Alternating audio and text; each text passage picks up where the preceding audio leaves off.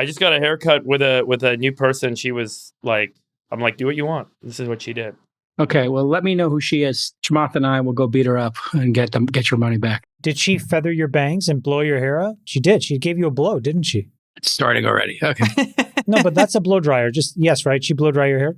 At the end, she gave me a little... Yeah, that's not sustainable. So you can't tell what the quality of the haircut's like because you're never going to do that again. You don't have the skill. I've never blow dried my hair in my life. No, I understand that. And this is why, because if you get the blow and it looks good in the blow. Just say blowout, please. Just say blowout. It's a forward. Why? What are we, 6? Just grow up, you. The way you're saying it to provoke a reaction. Come on. No, I'm not. Such a liar. I love it. Tell us about what your rules for blows are. What I'm saying is, if you get a haircut and you get a blow, it's very hard for you to know. No, but I'm serious. It's very hard for you to know what it's going to look like the next day when you take a shower and when you don't, blow it.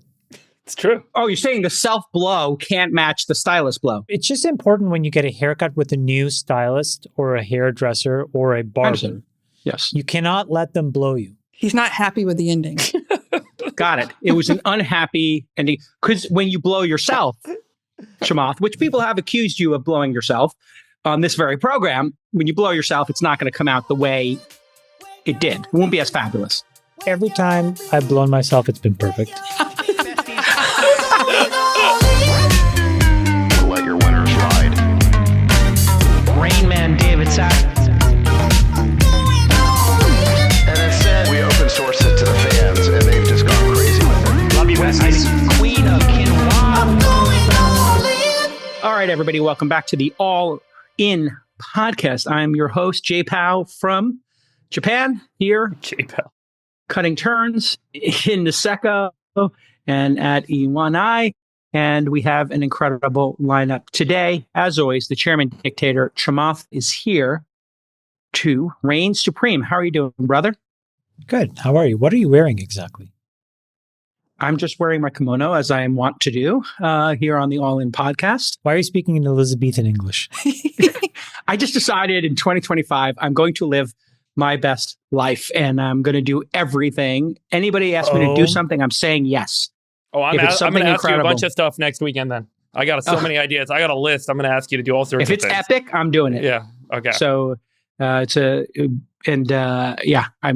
over the moon right now. And then I'll be going to the inauguration to see all my friends and celebrate the big Trump victory and tape an episode there.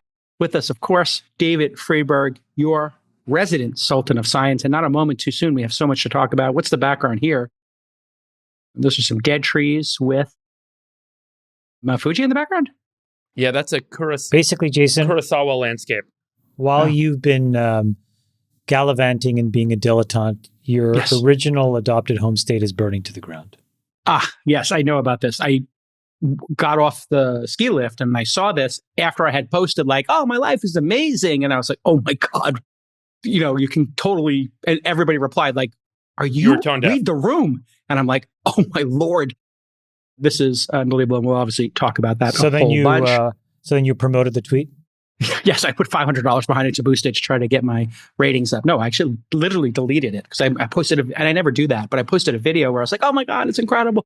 And I was like, you know what? This is the wrong time for it. So a little grace there, folks. And I am so happy to have here on All In Idol, the one, the only, my good friend, Cyan Banister. No, our good friend. She's my good friend before you guys met her. So yeah, sure, she's ours, but I've been friends with her longer. So my good friend, Cyan Banister, and our good friend, and our bestie. Let's just leave it at that. It doesn't have to be a competition for who Cyan likes best. We'll ask her to rate at the end of the episode. Cyan, welcome to the program. Yeah, thanks for having me. I appreciate it. It's nice to see everyone. Jason, you want to tell people about Cyan's background? Yeah, do an epic rant on Cyan's epic history. I mean, Cyan and I fought in the Clone Wars together. It was a long time ago, but she's a technologist, self-made individual who then decided she would start writing small angel checks about 14 years ago, literally the same year I did. And myself, Cyan, she's done profoundly better than you. Let's just be honest. She's done incredible. Yes, of course. We'll get into it. And Cyan and I would, 14 years ago, I guess, we would meet startup companies together and host little events where we get together and take pitches. And we invested in a couple of companies together, and it worked out very nicely for everyone involved. So, Yeah, we're in a couple of companies together. yeah, Density, Density, we were on the board together for a little bit, so that was a fun. little bit, yeah. Yeah. Thumbtack, Thumbtack. Actually, Yeah. Thumbtack, Density, and Uber, I all discovered through you. which one was Uber? I got to check my. Oh, Yeah, and I don't think you're allowed to say Let them. I don't think you're me allowed check to my say. Google sheet here. I didn't know I invested in Uber. Let me check. I have to confirm that. Oh yeah, I did. But I at one of these events, I introduced Cyan to Uber. It's true. Sorry. Yeah, Sorry. so found all three of those deals at your event. So that was really great. Oh, Yeah. Well, thanks. That's a very nice say. Let me try. Cyan is a prolific angel investor. Correct. I just said that. She was a part of Founders Fund. Oh, right. Yeah. She runs a seed fund called Long Journey Ventures. Okay. Some of her hits include SpaceX, Oh, Anduril, Yum. Density, Postmates, Niantic, which is the makers of Pokemon Go, and Jason's favorite startup, Uber. Yeah, it's been a good run. And also, I'll just add a wonderful human being. And if you ever had the chance to hang out and talk for a couple of hours, Cyan would be one of those people that you'd put right at the top of the list. I will promote Cyan's interview with Tim Ferriss a couple of weeks ago. Oh, yes. I randomly turned it on. I was in the car driving home, and then I stopped in my driveway and kept listening. I was just telling Cyan, like, it was a fantastic, what was it, about 2 hours, 2.5 hour interview? Well, it was 4 hours. 3 and I hours. think he cut it to 3.5. Yeah. And then I had to drive again. I listened to and I was like excited to get back to it, which never happens for me listening to long form interviews like that. Like, it was phenomenal. So Why? I recommend it to everyone. Why did it hit you so deeply? Couple things. One, Cyan is an incredible storyteller. Like the way she describes her experiences, her history, her life, beautiful. She talks in kind of, I think, a deep, persuasive way about some of the things that have shaped her business investing, as well as kind of spirituality, which she mentioned earlier, which is not something that you'll typically, and you're like, wait, where did this conversation just pivot to? And then you go down this whole other path with her and you go on the journey with her. I just thought it was great. So all over the place. It was great. Beautiful. Recommend it to everyone to get to know Cyan. Oh, thanks. Can I have you all as my professional cheerleading squad from now on? This is pretty awesome. Absolutely. I don't like talking about myself, and this is great. I love it. Yeah. Well, it's true. Cyan was voted most humble in our angel investing group, and I was a close second. So I almost won most humble in the group. More work to do being humble. I'm going to get you a t-shirt called The Humblest. Yeah. No, you have to borrow it from Chamath. He's had it for the last 10 years. 7 or 8 years ago, Jason approached Cyan and I and said, "Hey guys, Harvey Weinstein has asked me to make a show." Yes, it's a true story. No, it's a true story. Here's how he asked me to do it in his room. It was It's really... it's a true story. Oh, Apparently, dude, take it down a notch. Cyan, myself, and Jason went to some place in the city and we taped I taped an episode. I have it. What is it called? The A first pilot. episode? We taped A pilot. the NBC pilot for the accelerator or the incubator. So I had been approached and did a pilot for NBC called The Accelerator. And they spent like $500,000 on this. And you guys came on and it came out great. And it was just going to, follow me around angel investing. It was very awkward because afterwards they approached Cyan and I to do the show Without without Jason. And so we had to decide. And we Friends like decided, these, Cyan. Who needs enemies? we decided our friendship was more important. Exactly. I don't know if I ever told you guys the story, but like literally they were like figuring out where to put this and what time slot. And they were like, we're going to do it in the summer because we're trying to get some summer programming going. That's where we're going to test stuff. And then Harvey Weinstein turns out to be a horrible monster and the whole thing gets canceled. And anything that was anywhere within 100 miles of Harvey Weinstein got canceled, including my failed or forgotten reality TV show. All right, let's get to more important things.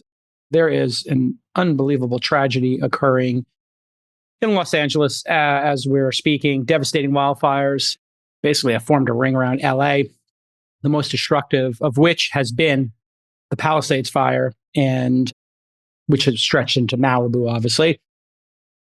And 15,000 acres or so have been burned in that area. Thousands of homes, maybe 2,000 homes. Here's some images. They're just devastating. And we have a lot of friends in this area. And the area you're seeing on fire, if you don't know the topography of Los Angeles, is north of Santa Monica. You have Palisades and then Malibu. And obviously, east of the 405, you have things that you've heard of like Bel Air and Brentwood. This area is part of a mountain area called the Santa Monica Mountains, and they get very dry. And there's a phenomenon which we'll get into called the Santa Ana winds that blow really, really strongly. And a perfect storm has happened where thousands of homes and tragically 5 lives, and I'm sure there will be more, unfortunately, have burned it down. This video of driving down PCH, if you've ever driven PCH, the Pacific Coast Highway, these are 10, 20, $50 million homes that are literally on the Pacific Ocean. The most coveted homes in Los Angeles are not Bel Air and Brentwood. You might think that because you hear them on TV. But really, if you were an incredibly successful person, you would aspire to live in the Pacific Palisades, just west of Brentwood and just south of Malibu or Malibu. Many celebrities live there, many executives, etc. And these homes are gone. Thousands and thousands of homes. This has turned into the ultimate Rorschach test on social media, where people are projecting into this tragedy, which tragically occurs every year to varying degrees, and maybe every 20, 30 years. It's an acute situation. We'll get into that in a moment. But looking at this absolute, just devastating loss of property and lives, the lives could have been a lot worse. Freeberg, from a scientific perspective, maybe we'll start there. When you look at these wildfires, extreme weather, global warming, and you look at this situation, is that where your mind goes, or in this Rorschach test of how you feel about these kind of tragedies and how you interpret it, do you go somewhere else? The incompetence of California's government, DEI, Ukraine. I mean, everybody is superimposing on this natural disaster, whatever their pet issues are. Where do you come to when you look at this? I don't think that those are exclusive. Okay. I think that you can have had both incompetent planning and execution by leadership, as well as have kind of uncontrollable circumstances that management and planning weren't necessarily going to solve. And I'll kind of talk about a couple of these points real quick. First of all, like we talked about when the hurricane hit a couple of months ago, remember? And as you guys know, I have an office or facility out in Nashville. So we were exposed to the flooding circumstances. And we talked about the frequency of that sort of an event having been such a rare occurrence, becoming more common. Similarly, we're seeing more frequent high wind events in California, flooding events in California, and extremely hot events in California. If you look at this link I sent out, Nick, in terms of the total precipitation over this current, what's called rain season, the Southern California region is basically at a, call it 0% of normal. So this is Southern California. You can see that third column. That's the percent of normal rainfall that has been experienced. There's been zero rain in these regions. So everything is primed to be very dry. And then you get these Santa Ana winds, 100-mile-an-hour winds. No matter how much underbrush you clear out, no matter how many trees you remove, if there's some embers in the air, there's a 100-mile-an-hour wind, that is going to create a fire hurricane, and a lot of homes are going to get caught on fire. So it's very hard to kind of just pin the blame solely on not doing underbrush clearing, not doing removal of trees. Those should have happened. They didn't happen. That was wrong. That was bad policy. But it doesn't excuse the fact that there's a natural event that happened here that seems to be occurring with greater frequency. The thing I'll kind of pivot to, if we want to get there now, maybe we'll talk about that in a minute, is kind of the economic and the policy issues with respect to the Department of Insurance. Because okay, let's get to that after we go through maybe a little bit of the quick reactions here. I think that's where there's going to be real pain and devastation. And that's the biggest economic consequence, is the role that insurance has played in all this stuff, which we'll get to in a minute. Yeah. Okay, so Chamath, I think table stakes, we all agree, global warming, extreme weather, depending on what degree you believe in it, there's plays some factor here. And this is something that has reoccurred over and over again in this specific region. But on social media, we're seeing a lot of other interpretations of this event. Maybe your thoughts on some of the other interpretations, and then when you look at it, what do you start to think about preventing this in the future, or maybe who's responsible? What's your general take on what we've seen in the last week? I mean, I'm not very sympathetic to the there were 100-mile-an-hour winds. Not because it's not true, but there's been enough modeling that we know that these kinds of outlier weather events are happening in greater and greater frequency. Nick, maybe you can find this and just put it up here, but remember that crazy apocalyptic video of that exact same part of Southern California in 2018 burning to the ground? Can we just look at that, all of us collectively? Because that was 6 years ago. This is not like it was a distant memory from 100 years ago. We knew in 2018 that these types of... the Sepulveda Pass. So Yeah. this idea that we were just lollygagging around and got caught off guard by 100-mile-an-hour winds, to me, is completely not an acceptable answer. We knew in 2018 that these things could happen. We knew across the rest of the United States that these outlier weather events were happening in greater and greater frequency. If you weren't sure, you saw most of the insurance companies try to dump Southern California homes' fire coverage 3 months before this event happened. So all this data was in the realm of the knowable. And then when you double click and you get into a little bit more of the details, there's a level of incompetence bordering on criminal negligence here that we need to get to the bottom of. So I'll just give you a couple of facts. In the 1950s, the average amount of timber, so wood that was harvested in California, was around 6 billion board feet per year. In the intervening 70 years, that shrank to about 1.5 billion board feet. And so you'd say, okay, well, that's a 75% reduction. We must be making a very explicit stance on conservation. It turns out that that's not entirely true, because what it left behind was nearly 163 million dead trees. Dead, like gone. And so you would say, well, those things should have been removed. And the problem is that then there's this California Environmental Quality Act, CEQA, hopefully I'm pronouncing this right, and a whole bunch of these other regulatory policies that limited the ability of local governments and fire management to clear these dead trees and vegetation. And I think that that's a really big deal. And when you double click on that, here's where you find the real head scratcher. Okay? Multiple bills, AB 2330, AB 1951, AB 2639, all rejected by the Democrat-controlled legislature, or worse, vetoed by Governor Newsom, that would have exempted these wildfire prevention projects from CEQA and other permitting issues.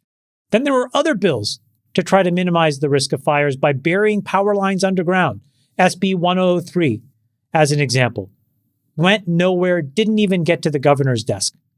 So I'm just a little bit at a loss to explain these two bodies of data. One is everybody can see that these events are happening.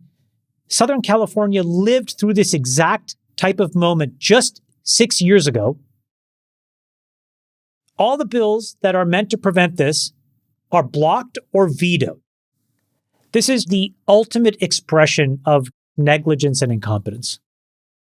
Okay, Cyan, you've heard Chamath and Freeberg's take here. Some amount of incompetence, some amount of, hey, this keeps occurring and there might be some global warming that is contributing to it. What do you take away I think from this situation? I agree with Friedberg and Chamath. You know, it's a lot of everything. But I also think that to add to the prevention part, other than clearing out underbrush and trees and things like that, we don't build things in the state of California in a way that houses should be built when you know that there are fires like this. So, for example, we have more wooden roofs than we really should have. We should really evaluate our materials that we're building things out of. But we also have, down in El Segundo, this is a company that I invested in, Rainmaker. We have the ability now to cloud seed and do preventative measures to actually make a region have more water. And I don't understand why we're not looking into things like this that could have prevented. We knew that this storm was coming. We knew that these winds were coming. Southern California shut power down. I have a farm down there. We still don't have power because they knew that most of these fires are started by PG&E or down power lines. And so they proactively shut everybody down, and we're still running on generators. And if you notice, there's no fires down there, but they also Right. have 100-mile-per-hour winds. Yeah. And you're not seeing it. And there's plenty of mountain ranges and dryness there. Avocado farms are basically just sitting fuel. So I do think it's a combination of all of those things. And competence is definitely one of them. Yeah. And I actually lived right next door to this area for a long time in Brentwood. And to your point about roofs, it seems silly. And a lot of these fire Very silly. prevention things can seem silly when you first mention them, which Trump looked, let's face it, the way he says things sometimes is very colorful.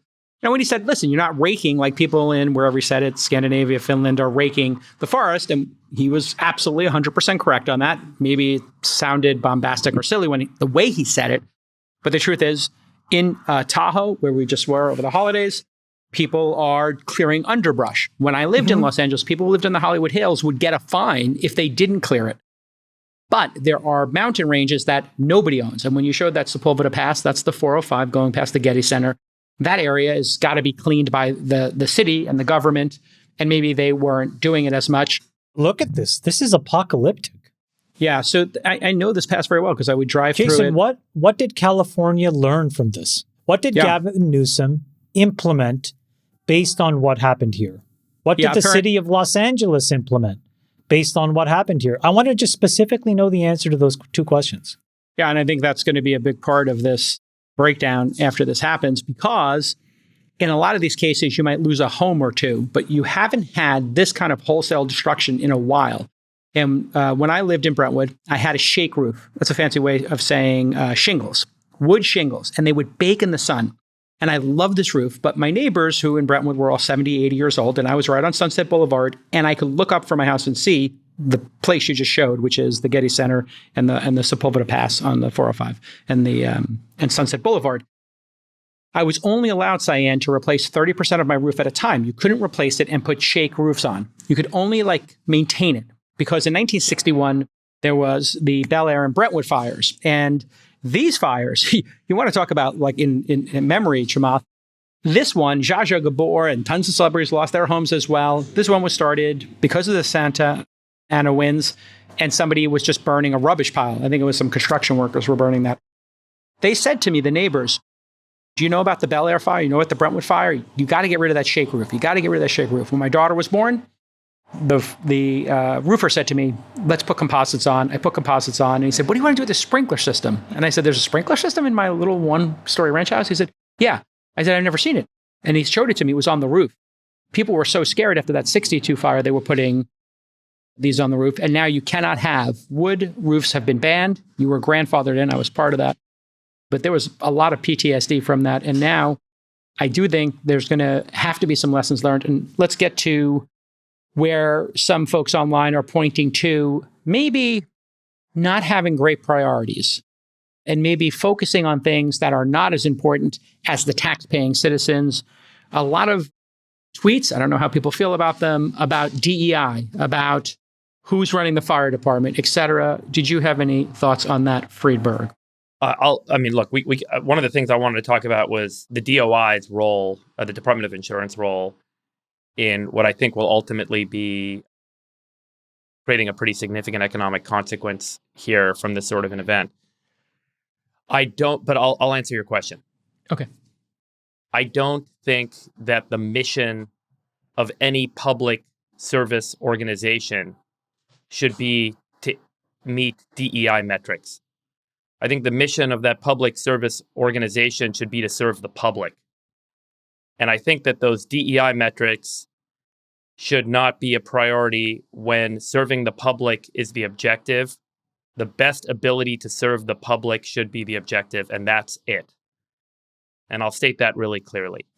Okay. So obviously the fire chief in LA is getting a lot of attention. Whether or not that prioritization of DEI metrics took away from the interest and the focus in preparing for major disasters, I don't know. There have been some interviews over the last day or two, just to be fair, where she has claimed that they asked for more money that they would not be able to be prepared for major disasters if the budget cut took place that was proposed by Bass. That budget cut did take place. And so the fire chief has said that she asked for budget to make the preparation for this sort of an event, and she lost it.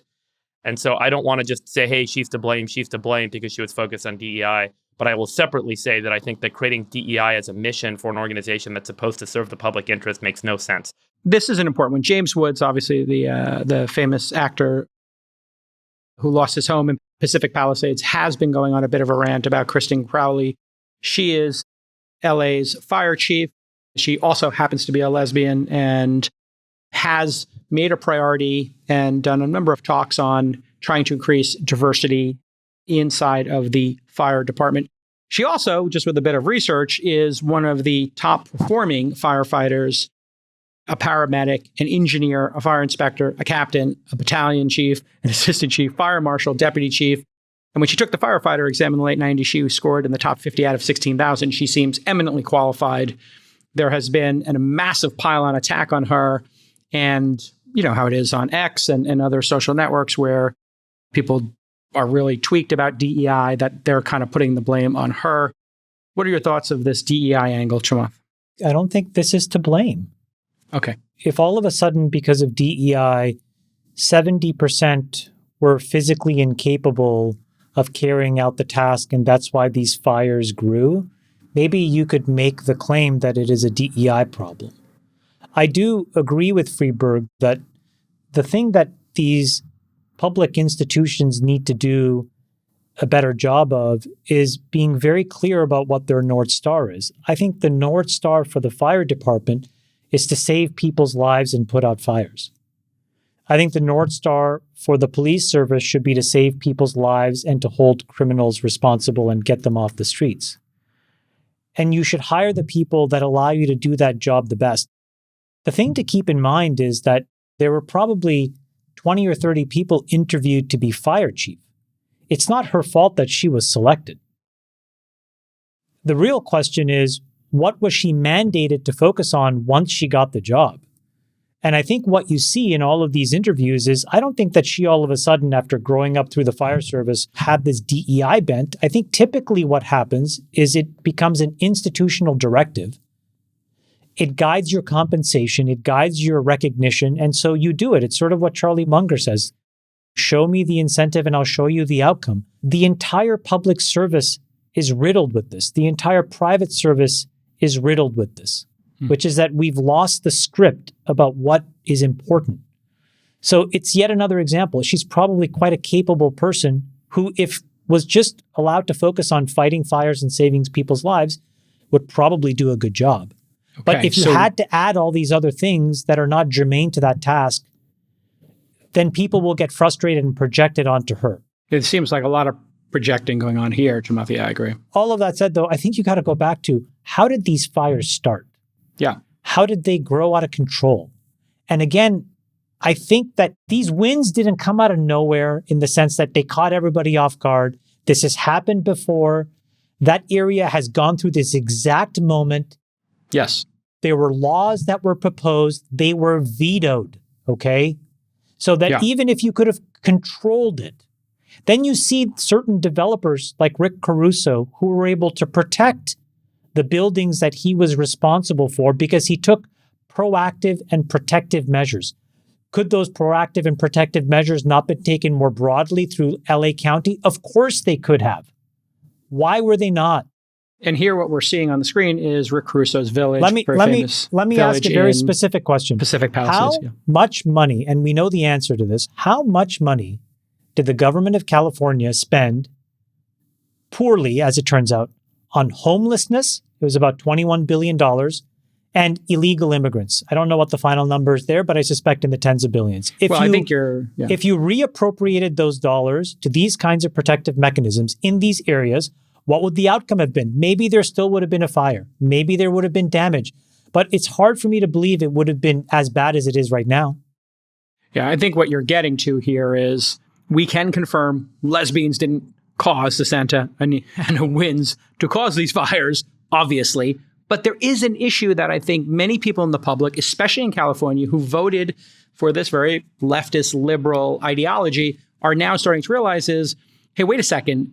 What are the priorities here, Cyan? What are we focused on and what should we be focused on? And it's very easy to be focused on DEI and maybe things that aren't as important, homelessness, and move budget there. But at the same time, they wouldn't give her $17 million. They cut the fire budget. She tried to fight it. Well, that's not clear. Now the counter narrative is that she actually got an extra 50, Jason. Okay, so we're in a breaking news environment, so we'll see what the truth winds up being here. But Cyan, I think the point remains the same here, which is prioritization and what we focus on out of whack in California? Oh, without a doubt. I think diversity is good unless that's all you have. And I'll just simplify it like that. And I think it's very sad that somebody could be very qualified and be in a position, and we now have to question whether or not they were hired because of DEI. And then it comes down to prioritization. Like when you're dealing with a organization like a fire department whose main job is to protect the public and put out fires and save people, any amount of time, as we know, is a valuable, precious resource that's being spent trying to roll out these programs, or, it goes beyond just who you hire. It's even the thought police of how you think. It's so pervasive within an organization that you die from the bureaucracy of it. And if anything went wrong with DEI, it was that they didn't have their eye on the prize of fighting fires. And instead, Right. they're focusing on something that truly doesn't matter. So you can be as diverse as you want to be and not be able to put out a fire. And then it just really doesn't matter, right? Because you're not training people. You're not spending money on things that matter. You're not having the discussions that matter. And that's where I think that does fall apart, and it has a place there. But, I go back to what Chamath said, though. It really comes down to prevention and learning from our past. We seem to have a very short-term memory, and we forget very quickly because we rebuild and it looks pretty again and everybody forgets. And we just don't have the ability as a society really to think long anymore.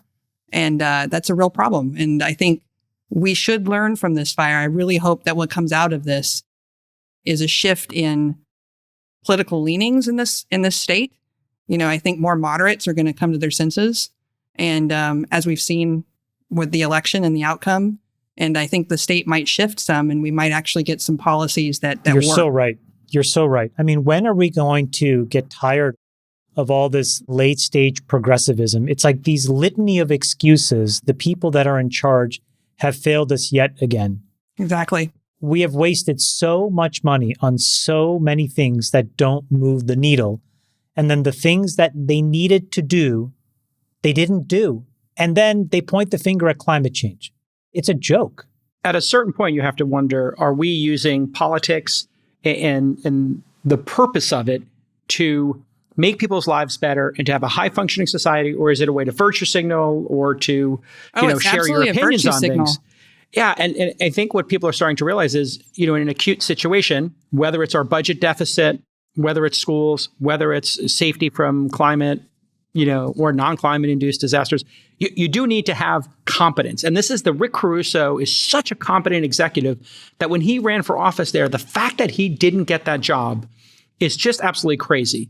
And you saw the mayor come in, and she wouldn't even she wouldn't answer any questions from the press, not even thoughts and prayers or, we're thinking of this or we're going to get it done. It just seems like we're hiring non-executives to work in functions that should be high-performing executives. This is an operational role. Let me maybe bring something that ties these three things together, but it builds on critically what Cyan said. There are so many people here that are good, hardworking people that lost their homes. For many of these folks, it could be the most single and only financially securing asset that they have. For other people, those that are family age, they have kids now beyond the financial damage that are totally displaced. Where will these folks go? There was a comment by Adam Carolla, a commentary, where he said, the real test, to Cyan's point, will be how they internalize and metabolize this, because it now affects them personally, and they have to go and wait 3 years to pull building permits to rebuild. Now, that's assuming that they can even get a reasonable amount of insurance coverage, which touches Freeberg's point. This is the real tragedy. That is the actual tragedy multiplied by 120,000 or 200,000 families. And the real question is how much of that was completely avoidable. And I think there is a reasonable amount of it that could have been. That's what really sucks. And that's where you cannot take your finger off the scale and forget. And yeah, when it lands on your doorstep, quite literally here, they are not going to be able, having been in this exact area, I can tell you, when you try to pull a permit to do anything, as I was explaining with my roof, the regulations are deep and expensive and time consuming.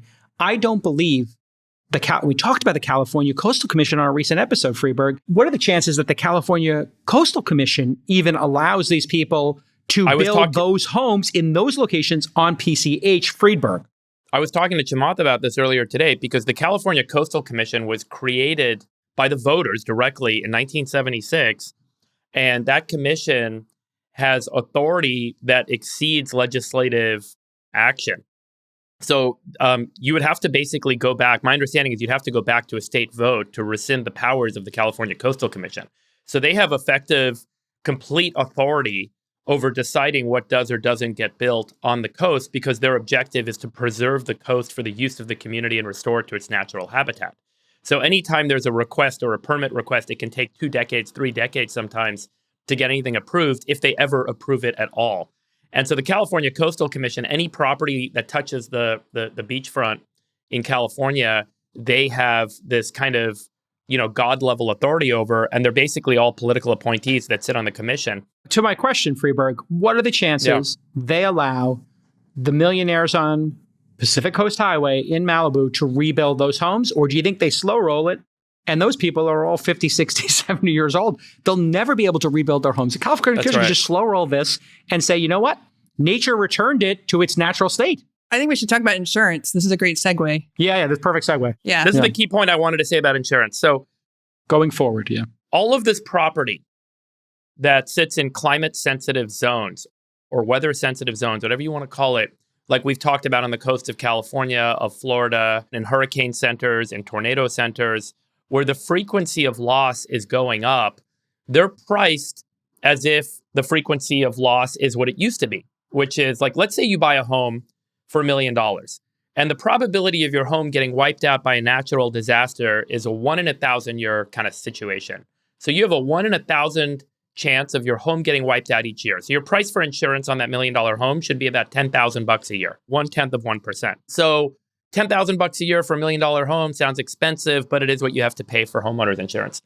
But now let's say that the probability shifts to 1 in 20 years.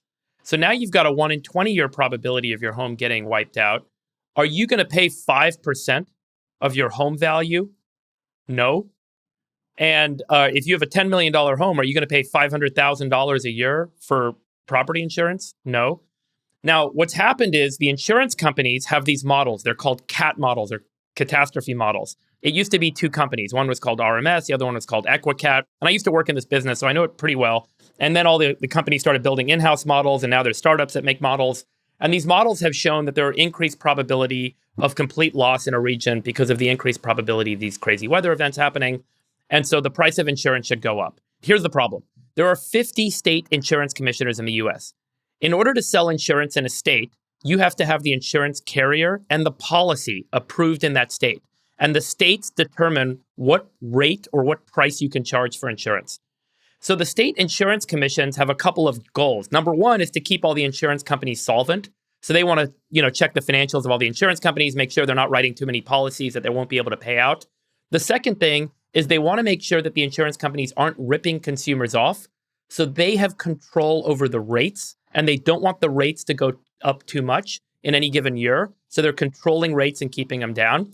And then the third is they're supposed to make sure that consumers have access to insurance. And the third is a very hard thing to do if you're trying to keep companies solvent, so you can't write too many policies, and you're saying, hey, you can't raise prices.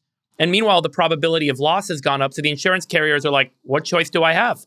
So earlier this year, State Farm pulled out of Palisades. They stopped writing fire insurance at Palisades. They canceled 1,600 policies in the exact neighborhood that just burnt down. What about the timing of that, Freeberg? That was 3 months before, 6 months before this happened? It's I think it was like 6 months before. But it's not. It seems crazy, But as you know, in Tahoe, a lot of the policies have been canceled. Yes. So it's just crazy timing. It's a crazy coincidence. And remember, in wine country, we had a lot of wipeouts. All of Santa Rosa was burnt out a few years ago. You guys remember that? And so they started pulling out of there. So a lot of the carriers are generally pulling out of California because when they go up to the DOI and they're like, hey, we need to raise rates we need to double the price of insurance. We need to triple the price of insurance. This is now a 1 in 20 year event. The Department of Insurance says, no, we're not going to let you charge that much to consumers. And then the carrier's like, okay, we got no choice. And they exit the market. Here you can see right here, 1,600 policies canceled. This has been a big driver is the Department of Insurance has made it very difficult to find this free market outcome.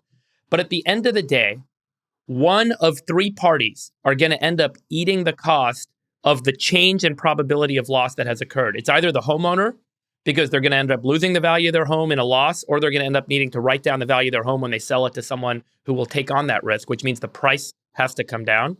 Or number 2 is the insurers, and there's not enough insurance capital out there to cover all these losses. So all these insurers would go bankrupt. Or the third is the taxpayer. One of those 3 is going to end up eating the loss that's about to happen. No, you know the answer. You know the answer.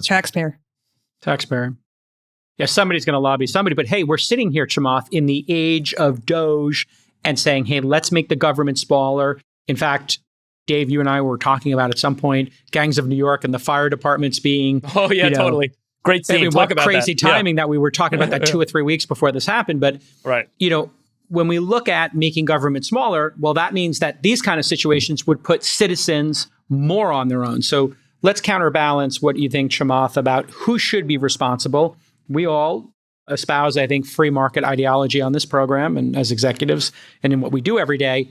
Should the people who own these homes going forward, who decide to rebuild them here, have to pay 5-10% of their value of home every year? Should their home prices collapse because it's too hard to build there? And should the free market take over this risk? Or should it constantly be put on the other 329 million Americans who are going to have to bear the brunt of what happens to the million people affected in this area? Well, I mean, should's a very strong word.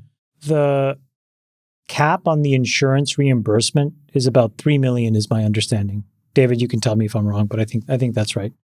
The houses in the Palisades are anywhere from, call it 1 million on the low end to maybe 40 or 50 million on the high end. The average is 4.5 in that. Yeah, I was about to say there's nothing for $1 million these days. Yeah, it's got to be 3 or 4 minimum. Right, but the median is probably more instructive, which is probably 7 or 8 million. So yes, yeah.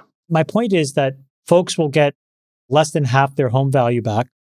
They're going to have to come up with some amount of money to then rebuild. But the cost of rebuilding a 7,000 square foot house in the Pacific Palisades is probably at least 1,000 a square foot. So that's $7 million of cash. Yeah. Exactly. So now all of a sudden, these people have to come up with a lot of money. Exactly. And that's post-tax money. So you might as well double it because California is just so egregiously burdensome in terms of taxes. So the individual homeowner is not going to be in a position to rebuild. I think that the liabilities of the insurance claims are going to be so massive that the state's going to look to the federal government to bail them out. My parents just got evacuated. I got to call them and just, there's a new Where fire. Where are they in ballpark? They're literally, right. There's a new fire called Kenneth Fire. It just took off and it's at their house. So just give me, I'll be back. Okay, no, do your thing. Oh, wow. Gosh almighty. We were talking about, hey, maybe less government. Hey, maybe spending less. Now the same group of people maybe who were saying, hey, we need to spend less and reduce the size of government are saying, hey, well, why isn't California more prepared? Well, being prepared obviously means more money and more taxes. So you have now these two competing ideologies here. But to the question of who's responsible, it is economically going to make no sense to rebuild unless you can get that insurance. It is a coveted place to live, but because of the construction costs have gone absolutely parabolic in California because of regulations, you're talking about $14 million in income to build a $7 million house. And maybe you're just better off selling the lot for $1 million and letting it be somebody else's problem going forward and just taking the $2 or $3 or $4 million loss. Who should pay for, on a go-forward basis, underwriting these homes? Yeah, I mean, a lot of these people paid for, I was reading stories of 30 some odd years into insurance, thinking that, their house wouldn't burn down. And then, of course, it gets canceled 2 weeks before their house burns down. And then the one time they need it, they don't have it. And part of this is, a huge part of it is what Friedberg was talking about are the regulators.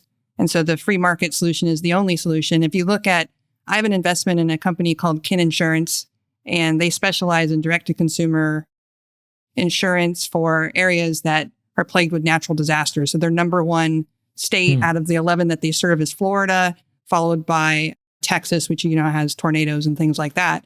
And how they're able to get into these places and do insurance is the pricing is according to, the construction of your home and all of these various things, and also weather models and using data science, things that are not allowed in California, if you can believe it or not. So you're not allowed to use a weather model to price in, your decision-making for insurance in this state. And that just doesn't make a lot of sense. You should be rewarded if you put the resources and time into your home to make it a weatherproof, fireproof. I mean, even earthquake resistant, right? This is more regulations that were layered on here to try to create equality, and the fact is it's now working against the system. In Tahoe, to your point, they gave us explicit instructions around homes. Put stone and pebbles around your home. Cut the trees and bushes down around your homes.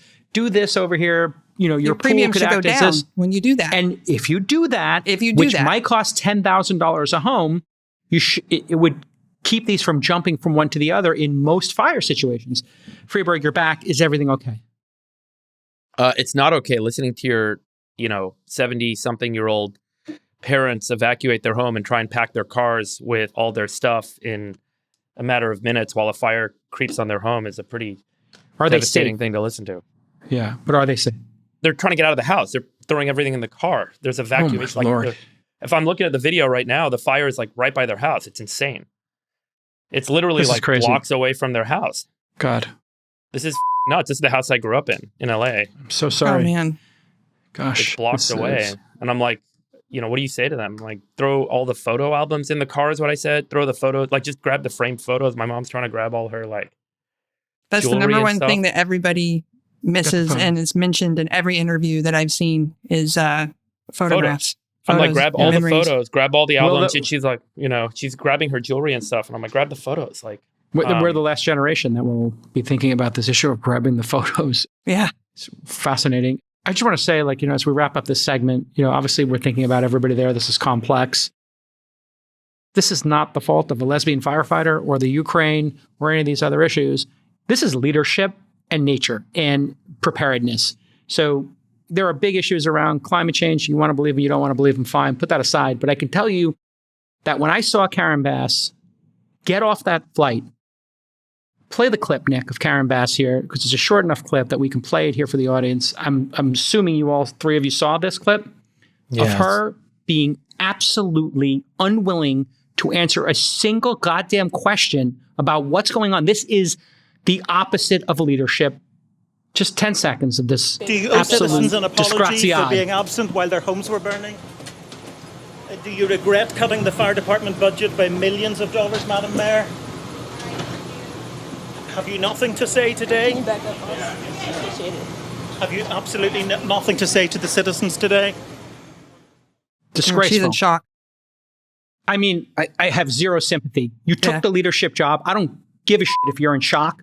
You're a leader. You sold yourself as the leader that you were going to service these people, and you don't have the dignity, the honor to just answer the questions. That is absolutely the worst leadership I've ever seen under fire. Let me ask you guys a question. Disgraceful. What do we do?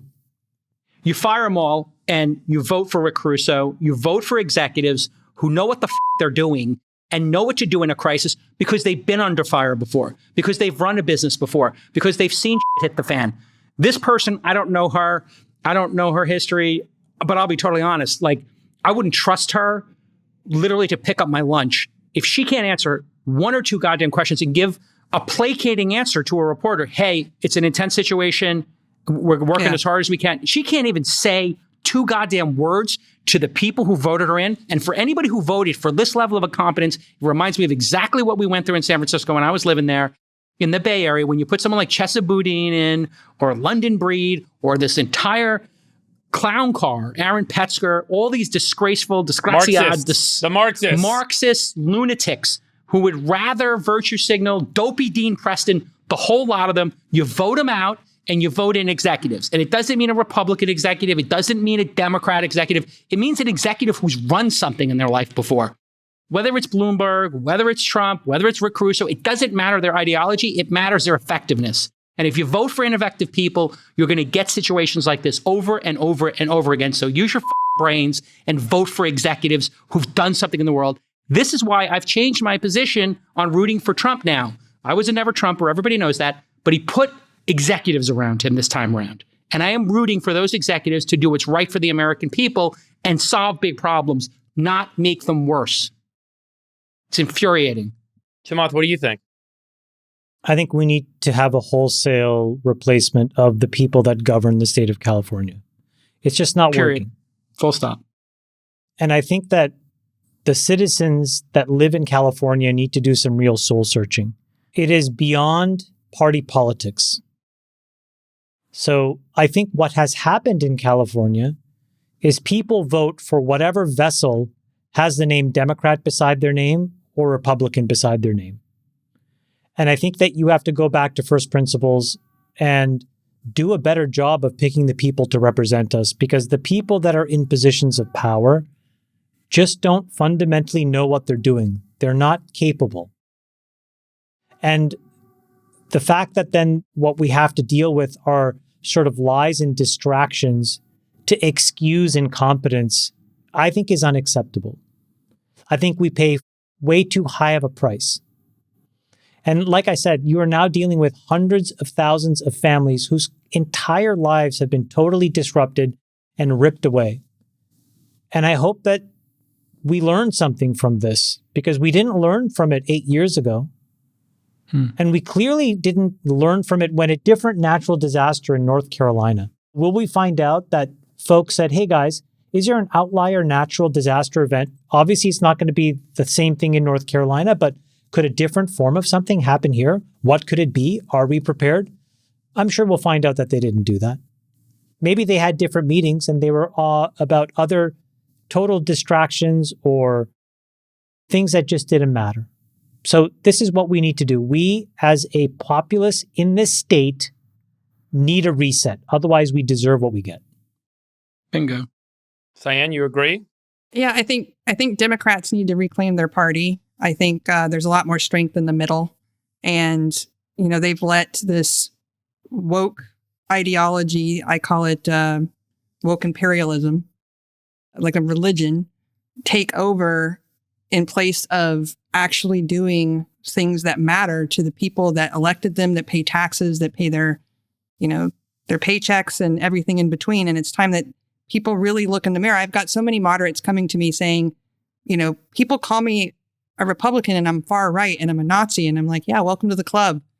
You know, it's at some point you've got to stop letting them run the board and stand up and say, you know, enough's enough. You know, we're not building some railway that's never being built. We're not solving homelessness with billions and billions of dollars. We're not doing this stuff anymore. You know, we do need real executives, to your point, Jason, you know, to run things that understand how things are, how it works and you know, the best use of funds. Because right now it's misappropriated. It's a crisis of competence. I mean, I think we all see it. These are incompetent people. By the way, it's not just the leadership, it's also legislative action that's going to be needed to fix a lot of the policies, the regulations, the way infrastructure operates in the state. And that requires three things to change. Number one is the California State Assembly. Number two is the California State Senate. And number three is to put things in front of the voters that they can vote on to make the wholesale change needed to rescind some of the bad decisions that were made over the last 3 decades in the state that has led us to this point. And I think that it's going to require, just like what happened recently in the national politics, a state politics organizational effort to say, let's take a look at the composition of the state assembly, the state senate, and what are some of the votes that need to be done by the citizens to make the necessary changes in the state to try and get the world's 5th largest economy to start acting and looking like it. Because right now, it's sort of like a weirdly disabled third world country type operation with the wealthiest resources on planet Earth. And it seems pretty f***ed up. It's almost like once people have it all, that's when they want to give it all up. That seems to be the moment that this state has just passed. Now maybe it's time to go reclaim it and build it back. Well said. I mean, and as we said in this segment, there are so many common sense, tactical, strategic things that these people could be doing, that they should be doing, that they're not. And there needs to be a full-blown investigation. You kind of alluded to this earlier, Chamath, but if this is dereliction of duty, then we need to look into this in a very deep fashion. And to the people of California, you have more power than you know. My friend who used to be on this podcast once in a while, he and I collaborated on Chesa Boudin being taken out as this DA in the Bay Area. I know some other people here were involved in it as well. And you can recall somebody. So recall these incompetent lunatics. Recall them and replace them. It's scary, but you can. You know, they send all their people after you. They threaten you. It gets personal. They went after you. I was signature number one, and I had to deal with the deluge of that stuff. But to be honest with you, I've never been happier to do something and get civically engaged. I think it's so important that everybody starts getting involved in their local government and their state government and the national government, because you can't just expect people to do the work for you and expect it to turn out well. And I think that's kind of the mistake we all made. If we want to take some responsibility, the tech industry as a whole did not get as involved as we ought to have in the past. And I think we should get more involved. Why was that saying? Why did for 20 years while we were all in the Bay Area or other people, we just were too busy building companies? We were busy building companies. And I remember, if I remember correctly, the only person I remember getting involved in local stuff was Ron Conway. Yes. And he would try to get everybody involved. And we were all just like, there's people who are smart that do that sort of thing, and they're going to do their thing, and they're running stuff, and we're just not going to get involved. And a lot of people would say, I'm not political. I don't do politics. I don't, they didn't get involved until it affected them, kind of like the houses burning down. It affects them. And, like there's that saying that first they came for so-and-so, and I didn't speak up. That's what's happening here. And, I just really think that people need to realize it's now affecting them, and it's now time to make a change and elect better leaders. Here's a framing. If you're paying 50% tax in California, you're a shareholder of an organization known as California Inc. You're on the board of that company. You're paying the salaries of the people there. You have a say. Recall these people. Start a recall of Newsom. Start a recall of Karen Bass. Just do it. I'm not doing it. I don't have time for this. I'm in Austin. But y'all who are still in California, start a page, recall Newsom, recall Bass, and you have the power to do it, and you will succeed. I guarantee it. Now is the moment to strike. There's other news we should get to. I hate to say thoughts and prayers, but literally I've been thinking about this, all day long. And I have a lot of friends. My friend Mark Suster lost his home. I used to play cards with Jimmy Woods. And, I just feel terrible for everybody who's lost their homes, and then their kids and their schools are burned down as well. All those great schools in Pacific Palisades are gone. I could see developers coming in and being like, dude, if I could buy all these lots for 80% off, I will. Oh, that's what's going to happen. They're going to sit on them, yeah. They're going to just sit on them and wait for people to forget like they did in 1962. Rick Caruso's of the world will do that, yeah. Anyway. Yeah.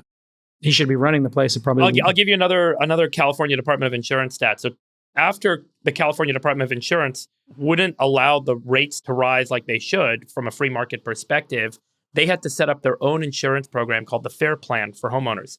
It has about $220 million of capital in it, and then they bought about $5 billion of reinsurance. They have about $6 billion of exposure in Pacific Palisades alone. This is a bankrupt, just like I told you guys about in Florida.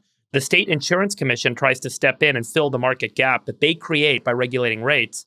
And then they don't have enough capital to actually fill the gap, because the reason the rates want to go up is because the thing costs more than the state is willing to admit. So they're distorting it. They're putting their thumbs on the scale, and they're distorting it even more, which creates a bigger crater. They're driving real estate value up because they're not allowing the cost of insurance of that real estate to naturally float. And so by driving real estate values up, the economy looks good. They make property taxes, income comes in. But at the end of the day, the bill is going to come due. And in the case of Florida and in the case of California, either the state government or the federal government's going to step in and pay the difference. And at some point, taxpayers are going to look at the fact that they're paying some percentage of their income to support someone else's home value. And they're going to say enough is enough. And enough of these sorts of events start to happen. And then the legislative change, I think, will happen that says, this. It doesn't make sense. We have to make a change. And I think we're getting pretty close after the series of events. All right. This has been an absolutely fantastic discussion. Let's move on to our next topic here. Zuck just fired Meta's third-party fact checkers, and he is going to embrace the community notes model from Twitter/X, which predates Elon's ownership of the platform and is an open source project for those folks who don't know. On Tuesday, he made the announcement in an Instagram video. He published a blog with a bunch of details, and he made the signal that he was going to move the trust and safety team out of California, which he feels maybe was too far to the left, as we were just discussing in the previous story, and move it to the great state of Texas. And here's a quote from his comments. In recent years, we've developed increasingly complex systems to manage content across our platforms, partly in response to societal and political pressures to moderate content. This approach has gone too far. If you remember back in August, Zuck sent a letter to the House Judiciary Committee explaining how the FBI and Biden administration have pressured Facebook into censoring posts about COVID and Hunter Biden. You'll also remember that Zuckerberg has over 3 billion members to his platform and had no problem banning Trump from the platform after January 6th. A lot to talk about in this topic, Cyan. What's your general take of Zuck going MAGA? How do you interpret his change of heart? I actually think deep down inside, he always has been. You know, I go back to the beginning days of Facebook, and when there was social networks that were competing, which back at the time was MySpace, the only political party you could be was Republican or Democrat. And then along came Facebook, and he added this third option called Libertarian. And I would like to go to the Wayback Machine at some point and find his profile, because his profile said he was a libertarian. So when he started Facebook, you know, that's where he leaned. So I think he's always been a free speech person. I think this has been deep in his heart. I think what happened was he had enormous success. They grew very large, and he had to become neutral, or he thought he did. And so I think what we're seeing with Zuck right now, with his change in his, even how he appears with a gold chain and how he's dressing and everything that he's doing, is him going back to his roots to be more authentic. Because I think he hasn't been authentic for a long time. And that was a big critique that people had of him. You know, they were just like, when he talks, he's like a robot. And I think what we're seeing is him coming out of his shell. And I don't know if fighting helped it or what helped it, but, you know, I do think it's the best thing to do, and all the platforms need to do it and should embrace it. And it can be gamed, though. Community notes can be gamed. We saw it with, I saw a report that, you know, Kamala's campaign, or I don't know if they directly work for her or what happened, but they did take over community notes on X and started manipulating them. So you have to be really careful, you know, how you run a community. But in general, I'm all for it. I think it's the right move. It's but one signal. It's one system for trying to get to the truth. It's not the only one. Fact checking is another one. And having no system is another one. Chamath, you're obviously an alumni. You worked side by side with Zuckerberg in the pivotal years of building the Facebook platform. What's your take on what Cyan said, and what do you attribute Zuckerberg's massive 180 here? I would start by saying I think he's a phenomenal businessman. I mean, I think the results speak for itself. But I also think that is exactly what explains the shift. In many ways, he had to make that shift. I think it's fair to say that in the Obama and Biden administrations, when the winds were blowing towards censorship, they were part of that machinery. And that was the value maximizing function for Facebook shareholders in that time. Because if you pushed back against that, it's not clear what would have happened to Facebook in other ways. And so I think the decision, whether he morally agreed with it or not, almost didn't matter. It's the leadership of the country in which I operate is telling me it's going to go this way. I go that way. Once the Biden and Obama administration sort of went to the wayside, there's a very interesting picture that Donald Trump put in his book. And I sent it to Nick. And I think it sort of explains the last week's events relatively well. So I'll just read it. This is a picture of him sitting in the Oval, and it says, Mark Zuckerberg would come to the Oval Office to see me. He would bring his very nice wife to dinners, be as nice as anyone could be, while always plotting to install shameful lockboxes in a true plot against the president, in JCal all caps. Okay. Shout out to the president. He told me that there was nobody like Trump on Facebook, but at the same time, and for whatever reason, steered it against me. We are watching him closely, and if he does anything illegal this time, he will spend the rest of his life in prison, as will others who cheat in the 2024 presidential election. Now, that's what he put in the book. And then he was asked about this quote at a recent press conference. Nick, do you have the link to that? He's colorful, Freeberg. Did you notice Donald Trump a little bit colorful? Essentially, Trump was asked about Zuckerberg's move to free speech. And he was asked, do you think it was because of your threat? And he goes, yeah, probably. Yeah. Well, I watched their news conference, and I thought it was a very good news conference. I think they've come a long way. Meta. Do you think he's directly responding to the threats that you have made to him in the past? With Probably. Yeah, probably. Wow, there it is. But again, the lens that I would put on this is now the winds are blowing in a different direction. And I do think it's the value maximizing function. I think Elon didn't make a value maximizing function. He made a moral decision. He did it when it was unpopular and where the winds were clearly blowing in the opposite direction. Now that those winds have changed and it's clear Trump won in early November, the decisions you make in January are more reflective of the new conditions on the field coming into the inauguration. But I do think it's the smart value maximizing decision, yet again, for Facebook shareholders. And I think it begets a broader point. I think the thing is, when you see Elon operate, he's a complete outlier in many dimensions, but I think the one dimension where it matters the most is that he acts morally and in the best interests of what he believes humanity benefits from. He's always done it. He was willing to torch $44 billion when he bought Twitter in order to do it. And so he does these things from his own perspective. I don't think there's any other CEO that leads this way. And I don't think they should necessarily. I do think that, Mark's a good person, but his intimate feelings should be known by his wife, his children, his friends, his family. I don't think we as shareholders have any right to know necessarily. Elon is different, and I think it creates an expectation that maybe we'll get that from everybody else, but I wouldn't conflate everybody else with him. So I think that this is a smart business decision. It makes a ton of sense. And as you can see, he was basically told to do it. So he complied. Freeberg, your thoughts on Zuckerberg making this decision? If Kamala Harris had won, would he have released a statement or added Dana White to the board of Facebook? Probably not. Okay, there you have it, folks. Pretty straightforward here. Kamala wins. He would not have done this. He is jumping in front of a marching band, and he is the band leader now. He's got his baton, and he is a front runner. And if you open the dictionary and you look it up.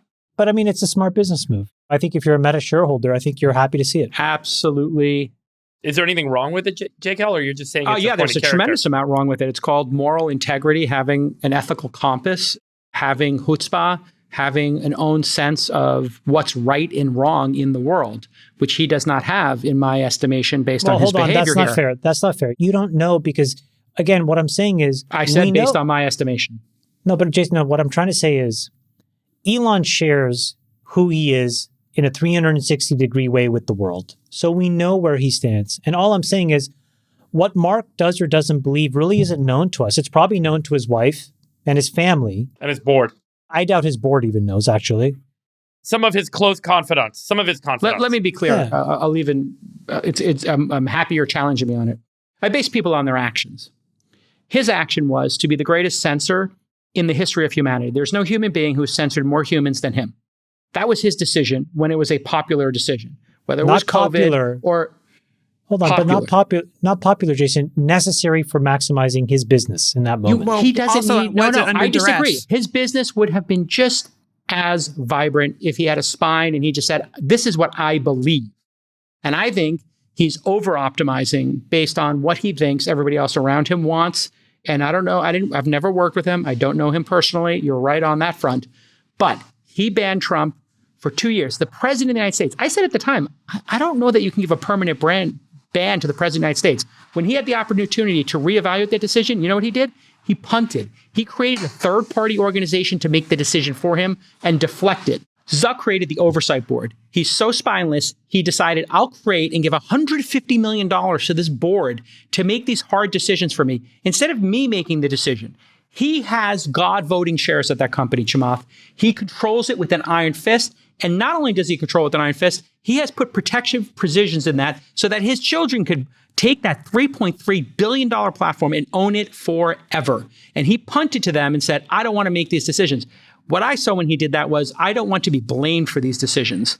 And that is a lack of courage and morality in my estimation. But Jason, and then the second he is threatened by Trump, he makes the opposite decision. And if he's making his decisions strictly on maximizing money, I don't respect that. I think he should make the decisions based on what he thinks is the moral. What is the point of being a billionaire or worth $100 billion or $200 billion if you don't get to say, I have you money, you, I'm going to do what I want?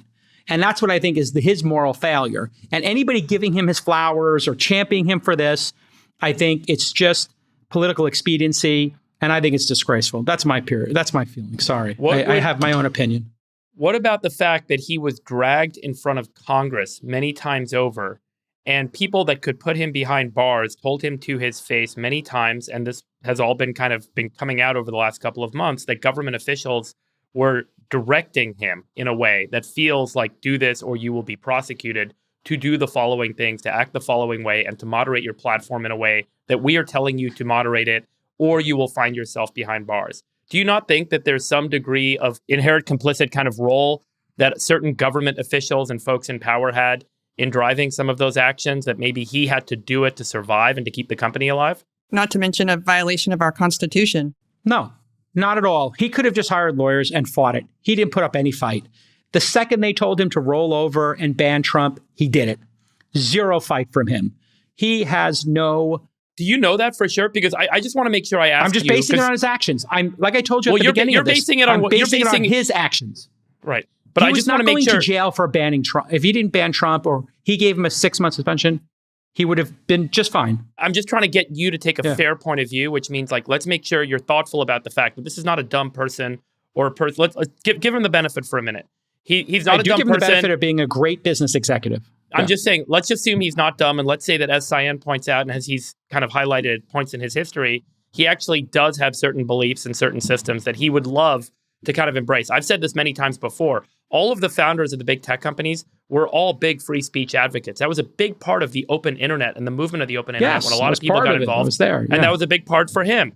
And I don't know, like, you know, if you really think at some point he flipped his switch and said, I don't care about the open internet, I now want to have a closed, controlled internet, or if he recognized or was coerced into controlling moderation on the platform because of the reach that he had. And he said, the only way I can have any degree of openness is to do the following. And I will say that my experience is similar in Google. When Google had to exit China, they initially went to China with a closed internet, with a closed censored model of search, because that was the way they had to survive to offer a business in China. They didn't morally agree with it. They didn't think it was ethically correct. Did they launch that, or did Sergey kill the deal when Eric Schmidt proposed it? Well, that deal went live. There was a, let me just make sure I get this all correct. No, they didn't go live. Sergey Brin, because of his upbringing in Russia, he went to the mat and said, on a moral basis, we're not going into China. And I've talked to Sergey about it. He did not want to go in there and compromise his own ethics. That's right. Period, full stop. So I don't think that Elon is the only outlier here. You're not right. And I just want to make sure that... When did, because the Dragon, it was called Project Dragon. There's a long history to this. Okay, let's let Cyan come in here. I want to make sure I get this right, but go ahead, Cyan. Obviously, he's a brilliant businessman, but I do think underneath it all, he is a human being. And I think his fighting in the arena and this fighting stuff that he does actually did change him. And this happened long before the First Amendment stuff started to appear. You know, I think, or free speech, I shouldn't call it First Amendment, but I do think that the government did interfere. And after January 20th, we're going to find out some interesting stuff, and we'll get to the bottom of, you know, how did the government pressure him to censor things? And I think he's getting in front of that because it is going to come out. And I think that is a huge part of why he is getting more involved, is because it's going to be revealed just how much the government coerced him. And how much he acquiesced? Is that sort of what you're insinuating? Yeah, I mean, this is why I think the fighting actually helped. I think he learned to stop acquiescing. Wow. I actually think that He put up a fight. That is where I started seeing the change in him and started noticing it. And so did he's developed so many more fans and people who are looking to him as a leader in a different way now because he's actually starting to express who he is. And like what kind of music he likes. Nobody ever knew that. They thought he was just a robot. He doesn't like music. He hired a whole PR team to craft this, is my understanding. But anyway, yeah, again, listen, I don't know that much detail. I'm not involved in his personal life like that. But I always love to give people the benefit of doubt. I guess that's just me. And I do think that people can change, and I'm hoping that he is actually going to stay on this side. We want more leaders like him to believe in free speech. Of course. I mean, listen, Reddit had. By the way, they all do, and I've never met an internet business executive who didn't come from kind of the open internet philosophical doctrine by background. That was a big motivator for all of us because the internet took away the controls, took away the power, took away the censorship, took away all these things that other kind of communication systems had vested in them. And the internet, through an open protocol, allowed anyone to share anything with anyone else. And obviously laws and all this other stuff that's happened since then has made that far more difficult. And I will revisit our conversation, Jason. Google's China with censored search results was live for 4 years before they canceled it. So they launched in 2006. They censored results. They complied with the Chinese government request. And eventually in 2010, they killed it. And you could argue it was because of philosophical reasons, but fundamentally, it never actually got a lot of users in China. There were more users on Baidu. And Google had separately made an investment in Baidu that worked out fairly well. Gmail was the moment I think it became, if I remember correctly, this is 20 years ago, but I think it was YouTube. Oh, was it YouTube? Because one of the other services, they started saying, hey, we need to know these people's names, who posted this, who sent this email. We want full access into it. And that's where they drew the line, because it wasn't just a passive search engine, right? It was actually like round up dissidents like Yahoo famously did. Yahoo. Well, Google claimed there was a hack that happened because on their servers in China. And so they were just no longer comfortable operating. How about this, guys? Yeah. However we got here, we're here. Yeah. And we should all be happy that we're here. Yeah, exactly. Yeah, I'll take the win. And we just kind of move forward. How about that? I mean, taking the win is a good way to do it. The world is a better place because of his decision. Yeah, exactly. I think we all agree on that. I mean, what's the point of having an open platform and you can say things? But why do you call him spineless? Why go after the guy? Why? Because you can judge a person when they're put under pressure to make the right decision. I think what Jason is expressing is sort of what I was trying to say, and I probably said it poorly. I think there are some of us who look at the way that Elon runs himself and his companies, okay, as a sort of world-beating technology CEO. And then that sort of sets the bar. But I think that bar is impossible to meet. And I think part of it is because of Elon's genius. The other part of it is his success. The other part of it is his influence. But there's an element, Jason, of fundamental moral risk-taking that he takes that has been rewarded over and over again, that no other CEO has had to make. And when they have, they've largely failed. And so I understand where you're coming from, but I would give a lot of folks the benefit of the doubt here and say, it's not clear what they believed then versus what they believe now, but the destination is very good. And we're in a better place for society, and hopefully we can maintain these norms independent of who's in charge after Trump. I am super happy he's making these decisions. I believe in freedom of speech. I think he's going to have to deal with advertisers next, though. I mean, that's one thing that X doesn't have to deal with as much, and that's going to be the second problem he's going to have, is not just the government, but do advertisers want to be next to some of the content that's about to appear? And when he loses tens of billions of dollars in personal net worth, will he make the same decisions? We'll see. But I can tell you, if Kamala Harris had been voted in, he would double down on censorship instead of taking this position. I think he is terrified of Trump and having his company broken up, and he's doing this strictly to appease Trump, which I think putting Dana White on the board is another signal. That's one of Trump's good friends. He's just trying to get closer to the party. He's trying to make up for lost time for when he supported the censorship of Trump and other folks. I think he would make the opposite decision. But to your point, we're here. I'm glad he's here. Would you meet Zuck in the octagon? That's the most important question of the day. No, definitely not. He's 10, 15 years younger than me. He'd kill me. Not a chance would I meet him in the octagon. But I wish him well. Would you meet Palmer Luckey in the octagon? Let's not start that up again. I'm just wondering. Just wondering. I actually literally challenged him. He wanted to send the mountain. He wanted to pick somebody to fight for him, Trey from Founders Fund, and I said no, unless Trey was willing to do. Do you guys ever watch the old TV show American Gladiators? Sure. I would like you and Palmer to have an American Gladiator style tournament, like maybe 4 or 5 events, and you kind of get the that would most be points. incredible. Put up $1 million for charity. I'll totally do it. We'll put up $1 million each for charity. I'll do it. For sure. Let's get the put a word charity out purse there. up. I think that this could be. Let's end on something super world. This would be positive more exciting than the accelerator. I will tell you. Absolutely, might get more ratings than it. Yeah. You could actually call it American Gladiators. It would be a great show. There you go. American Gladiators, the CEO edition, business to business edition. They're going SaaS. All right, listen, Nvidia going consumer. Let's talk about it. Nvidia made a big announcement at CES this week. They made a lot of them. One of them that was particularly interesting was this $3,000 personal AI computer for researchers. It's awesome. It's called Project Digits.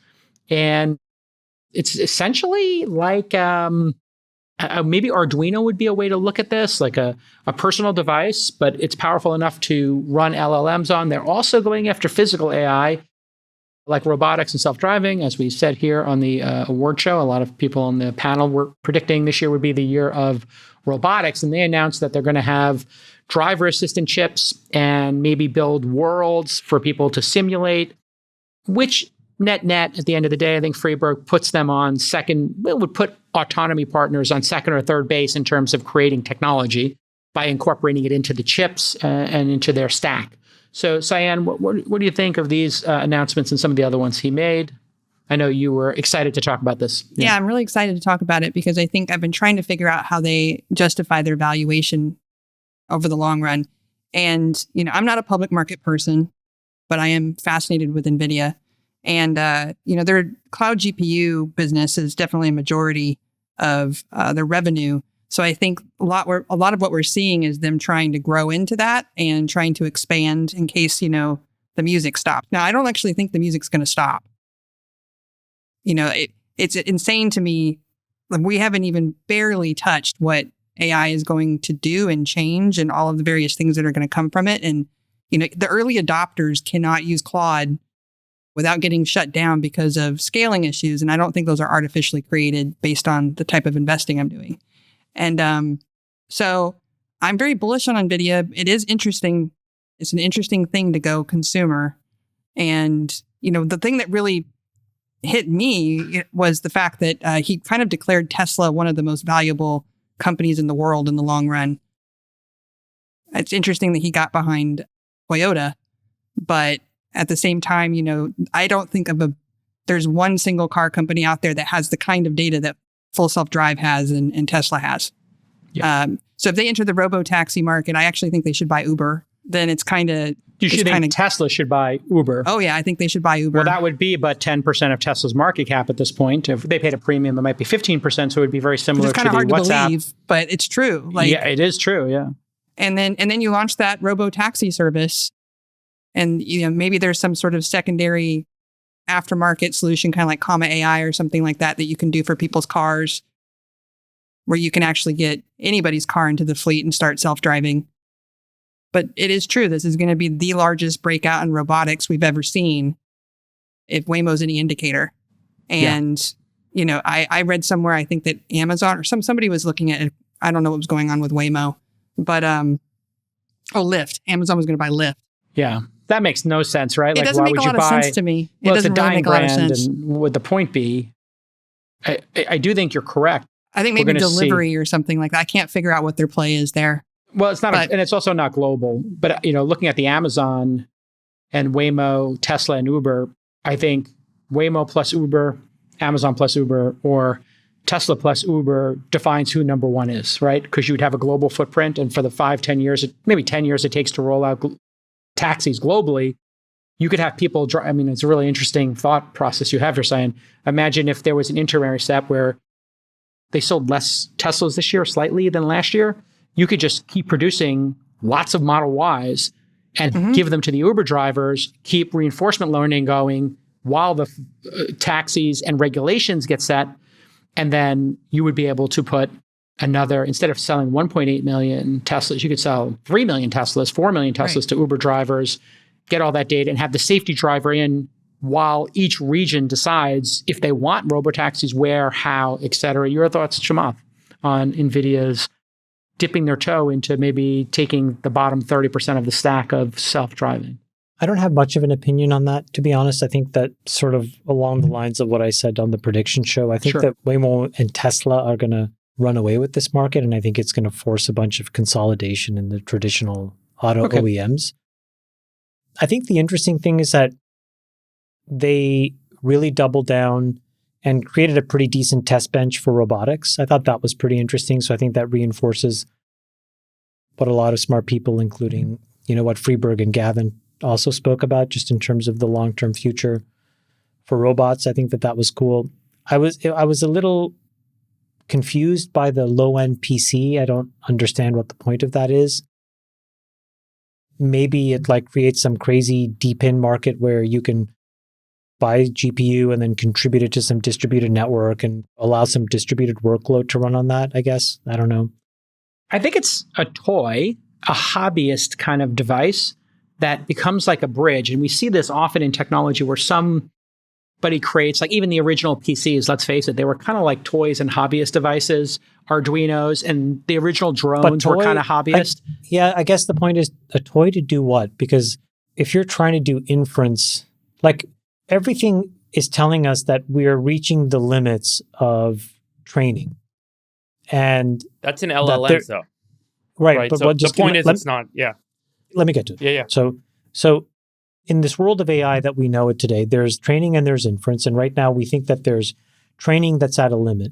And so now the market shifts to inference. So if you're going to buy this jacked up personal computer, what are you going to use it for? My suspicion is some sort of test time compute use case, which is an inference use case. But it's not clear to me why that's a better solution than all of the AI accelerators plus tensors that are now just prolifically being exposed to the market, whether it's Amazon exposing what they've done, whether it's Google exposing what they've done, a whole litany of startups exposing what they've done. So I was just confused. I don't really know what the whole point is. What do you think, but like I said, about this? Yeah. The robotics thing was interesting if the market develops in the way that they think. So we're talking about maybe 2 or 3 different pieces here, Freeberg.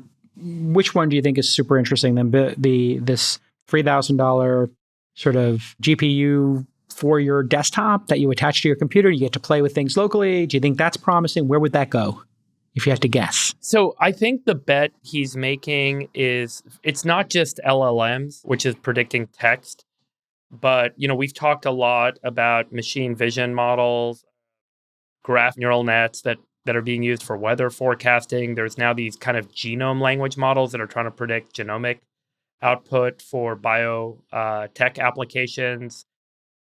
There's also going to be kind of real-time machine vision and robotic response. We're working on this at Ohalo, and we're trying to figure out what's the right kind of runtime environment for these sorts of systems that are going to be using a machine vision and a robotic kind of response type system. And there's a lot of these industrial applications that are emerging. Let's say you're running a robot in a warehouse. Do you really want that robot in the warehouse to be sending data to the cloud and waiting for a model to run in the cloud and getting a response? The probability is you want to have that at the edge of the network. You want to have something local. And I don't think he necessarily has a strong point of view on what the types of models and industrial applications will be. But the bet he's making is that the models are good enough and now the chips are good enough that they can actually realize real-time responses using machine vision, using real-time input, and then respond quickly with a local model running, whatever that model is, to drive some output in the industrial setting. And that there'll be a lot of these sorts of applications, whether that's making predictions for biotech research, or whether that's for running robots in warehouses, or building new research models. Or maybe you could strap this PC on the back of something like a car, a tractor, a lawnmower, a humanoid robot, or any other set of applications. Explain to the audience, Freeberg, why having the compute at the edge is beneficial for those folks who might not know. If you're taking in a lot of data and then you have to run a lot of data in a model, it's a lot faster to run that model locally. Like when Tesla runs self-driving, it's not sending the video images from your car to a server 1,000 miles away and then letting the server decide how to drive your car. The car is running its model on what to do with respect to the video imagery in the car. It's local because the ability for all that data to get processed in the car means that you don't have to wait for the internet to transmit data back and forth. You don't have lag time. You don't have the 60 millisecond or 100 millisecond response time. You don't have it losing your phone connection and then not knowing what to do. Exactly. Or the connection drops or waiting for a server to come online or a server breaks in the data center. Everything is local. So if you strap this Nvidia computer, which is basically plug and play, you don't have to have hardware expertise. You could strap it onto the back of a humanoid robot or run research applications locally. So I think that there's going to be some really interesting use cases, whether it becomes a replacement for the Apple, Macintosh Pro Studio device, whatever. Maybe we'll see. Mac Mini 4, yeah. The Mac Mini 4. But a lot of people have pointed out that actually the compute on this thing for $3,000 knocks a lot of Macs out of the field. Bonkers. So I just can't run an operating system in the traditional sense. Sam, when we look at startups, I remember when you and I started investing, two of the driving forces was free storage, free bandwidth, and cloud computing. It drove a lot of ability to get a product to market very quickly, effectively, et cetera. What impact will AI have on all these startups that are originating now in 2024, 2025? Look into your crystal ball, and how do you think they'll grow, the footprint of them? How is this going to accelerate the startup scene? I actually think we're going to see a Cambrian explosion of creativity and development of different things. And some of them are going to be stupid ideas and some of them are going to be great. But I think it's going to make our job, especially at the seed stage of investing, harder and harder. There's going to be there's just going to be a lot of people that have similar ideas at the same time that can execute quickly and do things at breakneck speeds that they've never been able to do before. And, so picking the winner is going to be hard to figure out. It's going to be harder and harder. Yeah. And it might be that, I've been thinking about this, do you invest in competitors, which is something I never used to do? Do you take a bet and index an entire category that you're interested in? What is the approach at seed and pre-seed? Because I think of an idea and I'm like, wow, that's really neat. And then I go and look out there and there's 30 people working on it. And that didn't used to be the case. And I think part of it is we've really unlocked a tool that allows people to do things that would have been cost prohibitive or gives them the ability to think, gosh, I could be an entrepreneur and I can try this and I could do this. So I'm seeing people experiment and do all sorts of things. As far as the startups, some of the AI stuff is just a feature. It's just table stakes at this point. It's like, a chat or whatever. And that doesn't really matter. But then you're seeing people reimagine games and reimagine even things down to your kitchen appliance, et cetera. So I do think it's going to be very, very difficult. And I tend to set out a lot of hype cycles. So I invested in power and compute, lithography, kind of all of the things that are going to be underneath all of this. And so I'm not sure how much of it I'm going to participate in until it starts to get to a steady state and you kind of can understand what's next, because the rate of acceleration is just so great that it's just kind of unclear to me sometimes, especially when it comes to these consumer applications, consumer facing things. It's just really hard. Well, when we were picking, famously Uber, you had to pick between Sidecar, Lyft, and Uber. There were three people doing it, and it was pretty clear who was the most qualified Right. amongst those three. You now, to your point, if you want to be involved in tax plus AI or legal plus AI, you might be looking at 50 companies, 100. And it was tradition in Silicon Valley to not bet on competitors. There were some notable exceptions. When you run an accelerator like I do, Techstars or Y Combinator, you aren't bound by that because 50% of the companies pivot almost by design. So I think you just have to, at pre-seed, because people pivot, you just have to tell people, listen, we have a lot of pivoting going on. People are going to run into each other. I can't just bet on one thing, right? In a space. But I think that's a reasonable compromise. If all the founders are going to keep pivoting to each other's businesses, how can the investors even keep track of that? It's like being aircraft traffic control of 10 airports at once. It's just not feasible. Go ahead. You wouldn't think it, but there's still a lot of spreadsheet companies out there. You think you'd run out of them, but they're still out there. You look at, and I think this is where AI is really going to make a difference, like RFP proposals for governments, something that takes 30 days and it's manual and you have to submit these horrible documents. You can ingest your entire corpus of, all of your previous bids and submit them at a breakneck speed now and win more contracts. So that becomes like a national defense company at that point. And so I think we're going to see a lot of really interesting things where a lot of cruft is going to disappear. And that'll be a really interesting wave that I'm looking forward to. Yeah. In fact, Chamath has made a big bet there with his time, with his software startup that he's created. All right, let's end on the United States of America growing from 50 to 60 or 70 states. Trump has been rattling off some ideas around this. Chamath, what's your take on it? I know we got to get wrapped up here, so we'll just do a quick lightning round on it. I mean, I thought it was really interesting, and I was just caught off guard at how the media tried to portray it as Trump being Trump. Goofy, whatever, colorful. But I think like what I've realized, even with the California fire thing, the guy has this prescient way of, he may not say it in the way that it works for some people, but he's just really on top of this stuff. So I just sent Nick a thing. So I started to learn a little bit more about why he wants to take over Greenland. And it really comes down to one very basic idea here. Because of climate change and other things, the Arctic ice shelf is melting. And the more and more it melts, it opens up a shipping lane in the Northern Passage for a lot of critical goods. And so if you had some sort of strategic agreement with Canada and Greenland, you effectively have this monopoly control over something that could become as important as the Panama Canal. And so I think if you look across the world, the control of maritime shipping lanes becomes this really critical strategic military and economic asset. And so the reason why he's trying to find a way to initiate some sort of a discussion between Greenland and Canada is exactly this reason.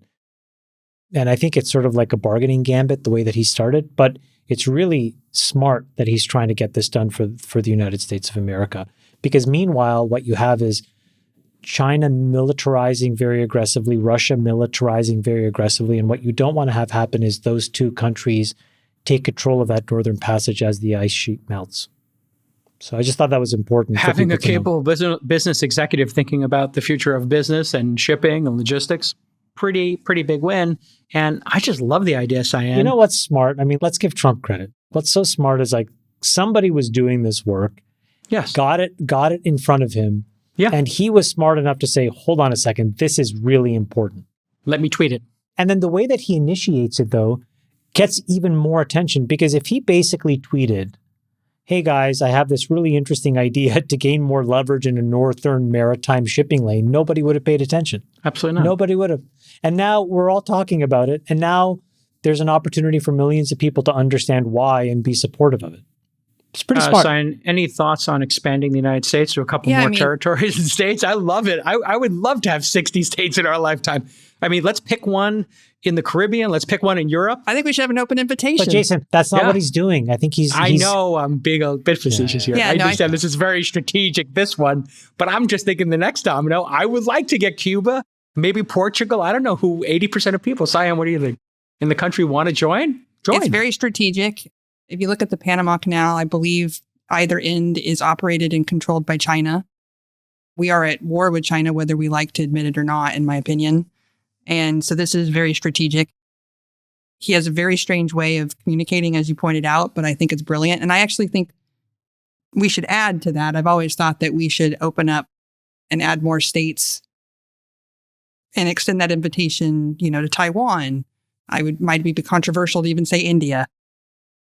But I do think that there's a lot of countries out there and people who really, really resonate with what it means to be an American and the freedoms that come with our subscription fees of this country. And so I do think that it would be great for us to expand. And, I don't know what he's thinking or who he's got behind the scenes who motivated him to do it, but I really think it's a great idea. Freeberg, what do you think about opt-in imperialism? And this incredible concept of expanding our territories in the 21st century. Again, I don't know how to read it. I have no inside information. There's clearly some posturing, as we've heard many times, when Trump makes a declaration like, I'm going to put on 100% tariff on every car that's imported, or I'm going to charge you $2,000 Mexico for every time you ship something here, or I want to do X or Y or Z. It's not the literal statement that matters as much as kind of the vector and the magnitude of the vector. He's clearly trying to begin negotiating for some change. I don't know what the ultimate kind of strategic endpoint is meant to be here, but clearly there's something. I think Chamath might have a good read on this, and seems to make a lot of sense. Well, we have a military base there, and we also protect it, and we occupy it already, which is interesting. Right. We somewhat abandoned all that in Greenland, but there is a lot of that infrastructure still sitting around. Can I ask you guys a question? I listened to Lex Friedman's interview. This is totally off topic, but I listened to Lex Friedman's interview with Graham Hancock. You guys ever heard of this guy? Yes. Have you read any of his stuff or watched any of his shows? I have not. No. Okay, so he's got this belief that there was this like ancient civilization on Earth, not like sci-fi futuristic, but like an advanced human civilization, and that's where the Great Pyramid of Giza was. Like, there was a smaller pyramid that was built there, and a lot of these other kind of like historical places were built, and then they were built on top of later, but that a lot of these, like this advanced civilization, was wiped out during the last ice age. There was a very rapid kind of freezing event that happened over a period of about 1,200 years, and that's when this great kind of ice age era civilization was wiped out. But what I didn't realize, and so I went down this really crazy rabbit hole in the last week on like how much of planet Earth, how different planet Earth was just 12,000 years ago during the ice age. Have you guys spent any time on this? Like, I just went down a similar rabbit hole with the Grand Canyon. It's like first of all, like how the planet Earth has changed in such a short period of time blows my mind. But like the sea level was 400 feet lower than it is today, just 12,000 years ago. And there were humans on Earth at the time. And so all of this area that we look at as like Malta, the island of Malta, was the southern tip of like a continental stretch that went into Italy. So it was all part of one great landmass. And there's all this area that was actually part of that landmass that now sits under that ocean there. And there's these like ruts in the ground for moving stuff and buildings and all this other crazy stuff. And we have no idea like what's actually under the ice in Greenland, what's under the ice in Antarctica. There's all these parts of Earth where humans very likely had some. This is so off topic. We could cut this from the show. No, I think it's incredible. Chamath and I. It's so crazy that there's all these parts of Earth, and especially like in the oceans, as we start to kind of explore, there's actually like large humans, potentially advanced civilizations that lived in these areas, not like sci-fi flying around you. The Atlanta stuff, that it was actually like an advanced civilization. And then humans lost a lot of this ability when this like period of freezing happened over 1,200 years. And then a lot of it was preserved in legends and myths that showed up in later kind of archaeology and later museums. How do you explain the pyramids? I think he has a really interesting explanation. Cyan, I think, because we had Gavin explain it last time. Cyan, welcome to Conspiracy Corner. So somebody sent me an email. Oh. And he said what they did was they flooded the area. And then they floated the rocks into place. They floated the rocks up, yes. Yeah. It's brilliant. I've heard this. Yeah. But you know what, Chamath and I were talking about this too, because when you remove all that crust, because we actually were talking, we just didn't use the guy in Graham's name. Yeah. It's just like Uranus. When you break away all that crust, what did they find in Uranus, Freeberg? Mine was better. You got it. You landed the joke. It's great. I got it. Oh, we finally got there, folks. This has been another amazing episode of the All In Podcast. It's different. Yeah, I can't say anything other than, Cyan, you were great for a first time out. You got to the conspiracies. You rocked it. You got to interject more because it's a vibrant panel, but for a first time out, very solid debut. Before you go, do you have an alternative explanation for the pyramids, Cyan? Yeah, Cyan, what is your, and what about UFOs? I've looked into, UFOs is the only one that I usually come back to because, if you look at putting logs underneath and trying to roll them, or you look at flooding an area, all of this just doesn't make a whole lot of sense. And then, the fact that there are other civilizations that also have pyramids that are stunning and feats of engineering as well. Things like Stonehenge, etc. There's just things that defy explanation. I don't know if you ever tried to make a catapult, but it's really hard. It's really hard. It's really hard. And so we just did not have the technology or at least we can't find any definitive way that it happened. And so I do think there is a possibility that there was a more advanced civilization here, or we were visited. And I think about that a lot. I think it's mutants. I'm going with the X-Men theory. I think there were mutant human beings who had the ability with superpowers to build them. It could be that. It could be that. It could be we had control of matter and alchemy or something like that. Who knows? This is what we've come to now. We get Conspiracy Corner at the end of every program. We try to figure out unsolved mysteries. Welcome to Unsolved Mysteries. And just a little housekeeping here as we wrap. Our friends, our partners, dare I say, at Polymarket have done us a solid, Friedberg. Check this out. We talked a little bit about our long debates here on the program. So, Chamath, we created a market here. The Magnificent Seven shrinks below 30% of S&P 500 in 2025. 44% chance is what people in the real world are putting volume on that. I see $11,000 already in volume. And then Freeberg, you came up with one, which was I guess we did this one together, but I think it should be really under your name. Will U.S. national debt surpass $38 trillion in 2025? And then third, talking about immigration, we got a lot of passion around this topic. Trump's team and Trump himself said they're going to deport 15 million immigrants from America. I said, hey, let's create a market for will Trump deport 750,000 or more people in 2025? 38% chance. For those of you who don't know, Obama, I think, did 2 million people in 8 years. So this is not like a partisan thing. This is just a practical thing. So anyway, go to Polymarket, look at the creators. You'll see under that tab that All In has a bunch of markets. We're doing this in partnership with our partners who have partnered with us in a partnership at Polymarket. Hashtag FTC. Well done. Okay, bye-bye. Okay. Love you guys. Cyan, Love thank you, you. boys. Yeah, See you on the thank you, mountains. everyone. That was super fun. You rocked it, Cyan. Thank you. We'll let your winners ride. Rain Man David Sack. And instead, we open source it to the fans, and they've just gone crazy with it. Love you, Besties. Queen of Quinoa.